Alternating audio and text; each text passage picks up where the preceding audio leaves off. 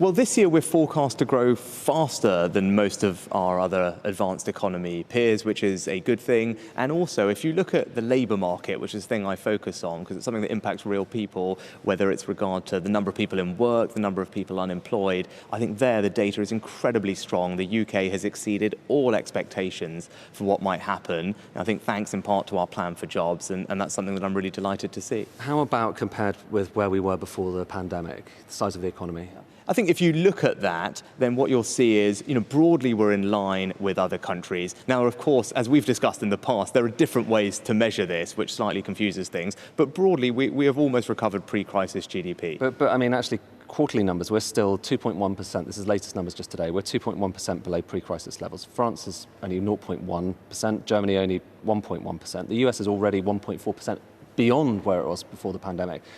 The UK is actually kind of a laggard when it comes to our recovery. Well, I think you're using the quarterly numbers as the ONS because they're published. The comparable well, ones. if you look at what the ONS said today, I think they also focused on the monthly numbers, which show that we're only 0.6% below pre-crisis GDP. And then what you have to look at is the different ways to measure this. And again, as independent commentators have pointed out in the past, whether you look at nominal or real GDP does make a difference. The way we measure public sector output in the UK, what's happening in our schools and our hospitals is different to all those other countries that you mentioned. And because obviously we've had quite a disruption in all of these things over the past year, that's impacted our numbers differently to how all those countries, other countries calculate their figures. So you dispute that the UK is the slowest in terms of its recovery from this pandemic in the G7? Well, if you look at actually the forecast from the OECD, we're forecast to grow faster than all those countries. Where we are now, Chancellor. Yeah, I think what we're talking about here are 0.6% of GDP that we are below currently.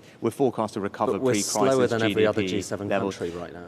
But if you look at labour market performance, for example... but I'm talking specifically about GDP numbers, but which have just come out this morning. I think it's hard to compare apples to apples on GDP, and that's why you're right on the numbers that you've presented. But that we are slower in terms of our recovery from the pre-crisis on that particular measure. I think we're broadly in line, but what I'd say is on another measure of GDP, if you look at nominal GDP, and there are good reasons to look at nominal GDP, we're actually ahead of all those countries and second only to the US. It does seem like you just want to choose the statistic that Well, I think it's no, it's not. I don't think you can look at either statistic. All I'd say is it's right to look at both. I think it's totally fair for you to say, look, on this measure, this is where you are. I think it's reasonable for me to say, well, hang on, there are some problems with that measure because we measure things differently to other countries. Reasonable that those things are apples to apples. If you do that, we actually are better than all those countries, with the exception of the US, and ahead of all of them. And then if you look at something else, which people will really understand, because I think that the reality is nominal real GDP, how is all this calculated, is a bit technical. Yeah, but we are here to talk about GDP, we are, but if you also look at the real economy... Talk about a different statistic entirely. Yeah, but if you look at the real economy, what do people really look at? And I think rightly, they'll look at jobs, for example. They'll look at how many people are in work, how many people are out of work,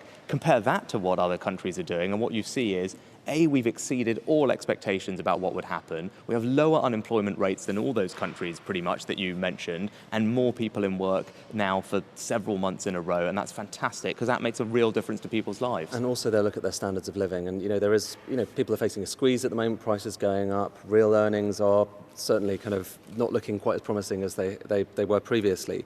Do you understand the frustration that people might feel when they see the stories about MPs and second jobs right now?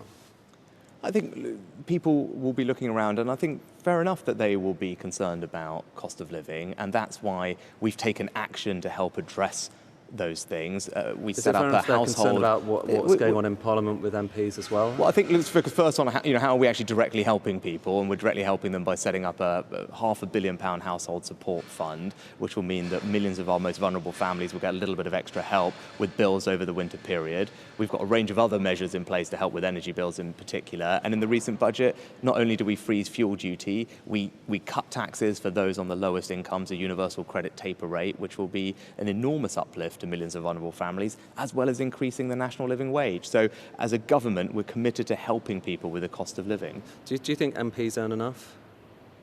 I mean, certainly those MPs' pay is set by an independent body. Do you think it's enough? Obviously, it's set by an independent body, and we should take those recommendations. Is it enough, though, for them to represent their constituencies to feel like they don't necessarily need to try and earn hundreds of thousands of pounds elsewhere. Yeah, I think people will have different motivations for doing what they do. The pay is set by an independent body, that's absolutely right. And with regard to second jobs, there's an independent process that we have that's set by Parliament that governs all of those things, and it's absolutely right that that process is followed to the letter. Now look, on the broader point, and just reflecting over recent events, I think for us as a government, it's fair to say that we need to do better than we did last week, and we know that.